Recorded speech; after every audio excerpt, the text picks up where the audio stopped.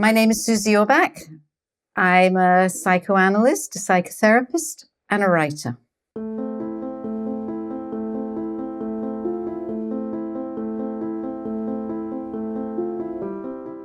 Welcome to my ex.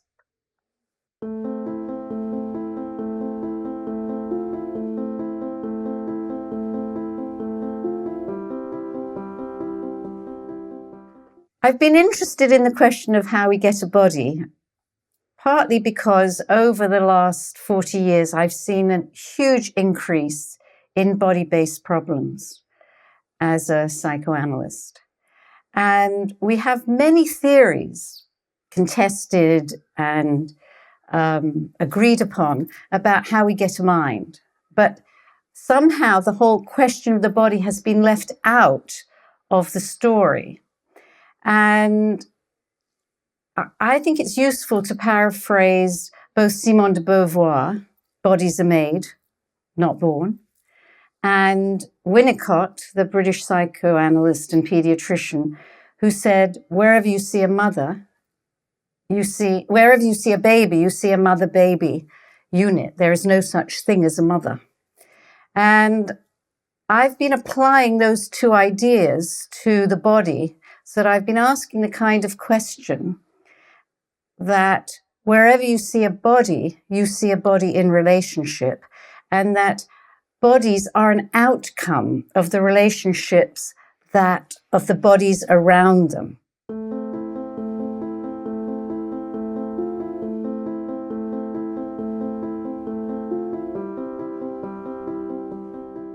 If we think about the development of a body,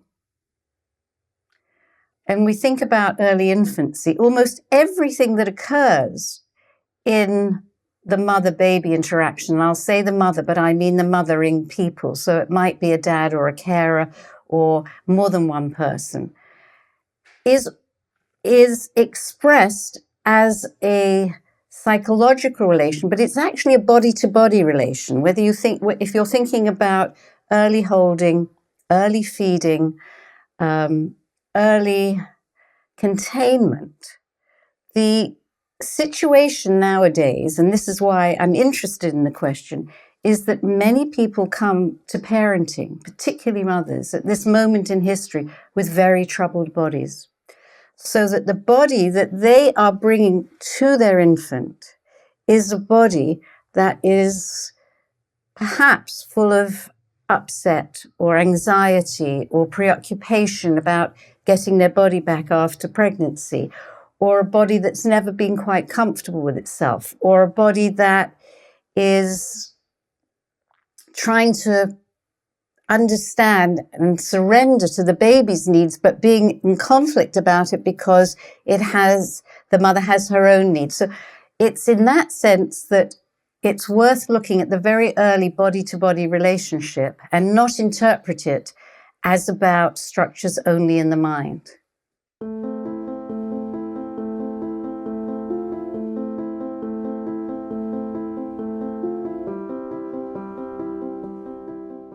I think today the terrain of the body is changing so that it's become almost a battleground. There are various societal forces that are impacting on the body.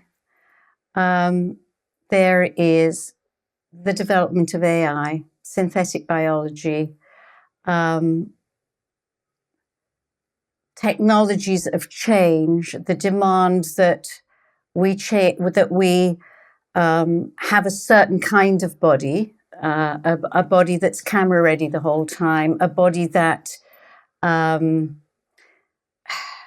twirl for the camera, a body that can seduce, little girls of 3 and 4 already playing to camera, and a body that is at the same time in a process of being disembodied. It's a kind of interesting conjunction, is that we've got enormous industries which are impacting on the body, out of which a lot of money is made, but at the same there's a parallel notion that bodies are on screens, bodies are going to be disappearing, bodies are only surface, bodies are not really in the control of the person who they belong to. For example, in the United States now, there are arguments about whether the mother or the fetus have rights. If the mother is, for example, has cancer, in certain states, the fetus trumps her right to treatment. That is a kind of battleground of the body.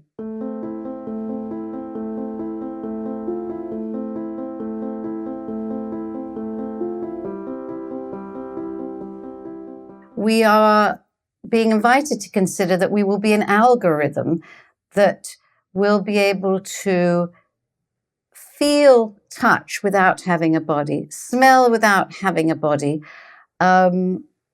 see without having a body, and have cognition without having a body, or without being embodied. And it's not my delight about that, but it is something that is being proposed all the time, that AI is going to be the solution for human intelligence to inhabit the world. We're overpopulated, there's no food supplies, we're going to be having eco problems, and the idea of us being disembodied and being in a chip is one of the solutions. Now, one of the things that's really interesting at the moment is that if you look at any of the disembodied bodies in the AI, they are all shown in the cases of women, particularly Hanson Sophia, who bats her eyelashes at us and smiles ever so sweetly and pushes her head in a flirty way, so that you override the sense that she's a machine. And that seems to me a preparation for accepting lots and lots more of AI. Look how attractive it is. Look how straightforward this is. But I think in the long-term notion is we will be bodiless. We won't really need our bodies at all.